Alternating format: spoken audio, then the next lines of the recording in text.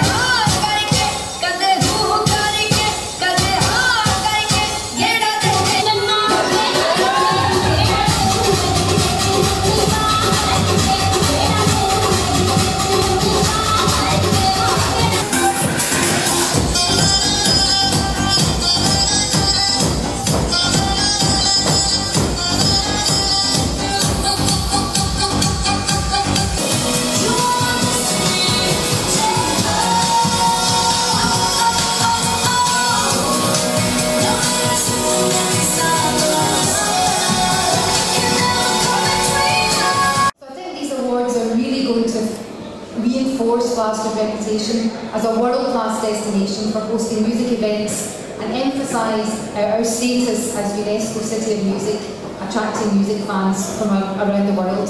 And it's no accident that we've chosen to bring you here today to the hub at DNQ, arguably one of Glasgow's most iconic buildings at the heart of one of Scotland's single most significant urban renewal projects. In addition to that tourism focus and leisure, this part of the Clyde waterfront, as you know, is also the focus for Scotland's digital media and creative industries. And the building that we're in today forms a really important part of that development, part of that 60-acre site on the south bank of the river. And we're so proud and privileged to be able to have Glasgow host the MOBO Awards show. Because who would have thought that many years ago, when I came up with this idea in my bedroom, that we would be in Glasgow, a city with a thirst for great music. And I hope it won't be, I hope it won't be the end, and I hope we'll be invited back again. And here's just the start of, Glasgow hosting many other fantastic events.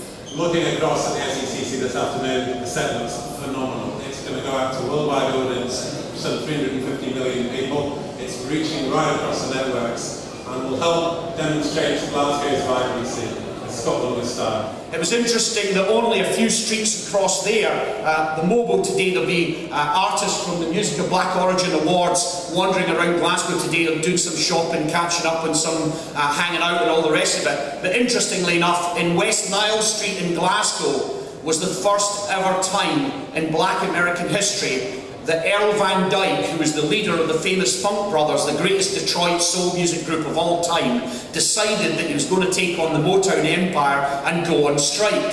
And so the musicians were given cash in hand in West Nile Street in order to do a concert in 1965 to make sure that they would perform. They were given a wage rise. The first time ever that the legendary Berry Gordy, the owner of Motown, had paid cash in hand to give a wage rise to one of his bands. Kanye's going to have to do that tonight. There will be people that will be wanting paid cash in hand, but it's an old Scottish tradition. Musicians want paid, and sometimes they like cash in hand. So you see, over the years, Scotland's had a lot of unique and interesting relationships to black music. But it's really, really important that we also articulate for ourselves and for our culture the ways in which Scotland's unique relationship with the music of black origin can reverberate back here to Scotland, bringing value back as well.